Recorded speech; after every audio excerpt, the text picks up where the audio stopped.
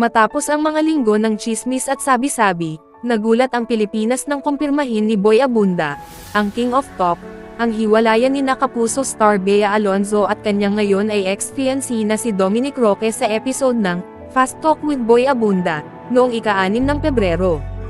Maraming nagpahayag ng kanilang pagdadalamati hinggil sa paghihiwalay, at may ilan na nagbigay ng kanilang opinyon tungkol kay Bea at Dominic. Nitong Miyerkules, tinawag ni Dominic Roque si Bea Alonzo na a beautiful person inside and out, no hate, bashing on negative things please.